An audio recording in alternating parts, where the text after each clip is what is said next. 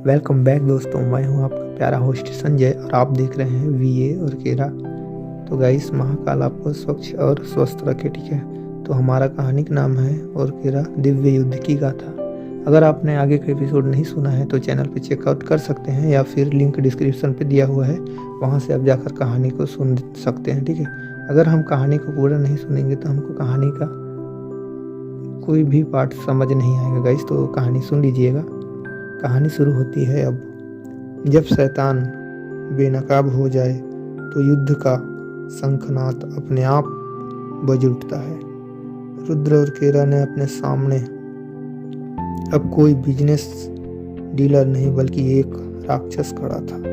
काल रक्त हवा में गूंजता शैतानी अट्टहास। मंदिर की घंटियां बेतहाशा बजने लगी, चारों ओर धूल उड़ रही है। और रुद्र और केरा, तू समझता है कि मुझे पहचान कर जीत जाएगा?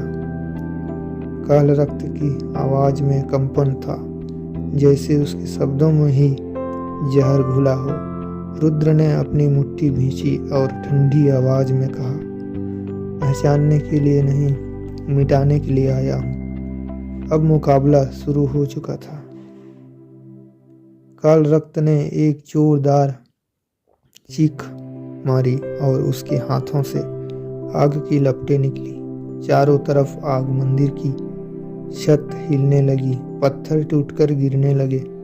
रुद्र ने छलांग लगाई, वार को बचाया, लेकिन काल रक्त की शक्ति को ये मामूली चीज नहीं थी। रुद्र, तू इंसान है और मैं अमर।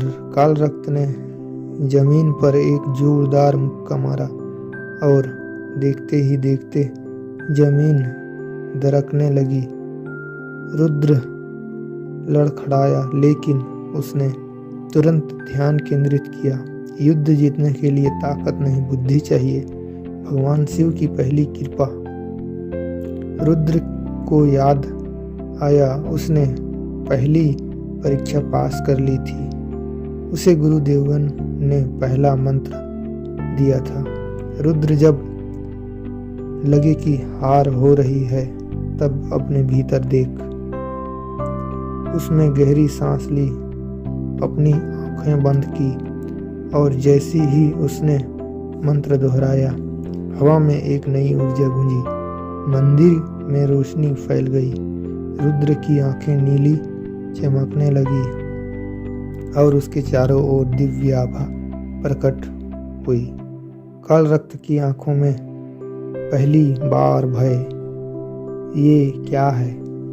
तू साधारण इंसान नहीं है। रुद्र ने पहली बार अपनी असली शक्ति का प्रयोग किया।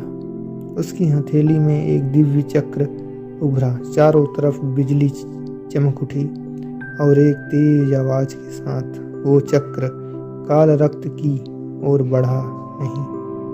नहीं, धड़ाम, एक जोरदार विस्फोट, धुआं उठता है और जब धुआं छटता है तो काल रक्त वहां नहीं था। पहला शैतान नष्ट हो चुका था, लेकिन ये तो बस शुरुआत थी। रुद्र थका हुआ था, लेकिन संतुष्ट। पहली जीत उसके नाम थी।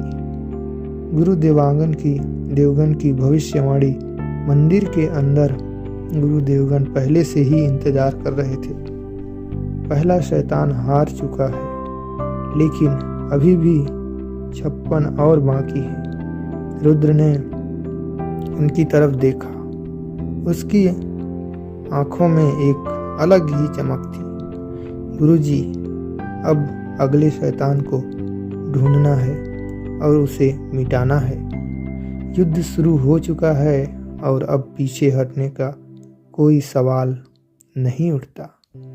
अगले पार्ट में हम जानेंगे कि दूसरा शैतान, जो किसी के भी शरीर में प्रवेश कर सकता था, रुद्र की कंपनी में पहला विश्वासघात कर सकता है या नहीं।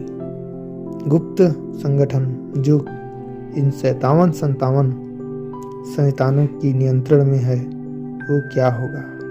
अब लड़ाई और भी कठिन होगी। तो तैयार हो जाओ दोस्तों कहानी को आगे सुनने के लिए, क्योंकि जो होने वाला है वो पहले कभी नहीं हुआ। आगे का एपिसोड नेक्स्ट वीडियो में आएगा, जिसके लिए आप वीडियो को लाइक और चैनल को सब्सक्राइब कर सकते हैं या कर दीजिए, और कमेंट करना मत भूलिएगा, क्योंकि एपिसोड जल्दी ही आएगा। Thanks for watching.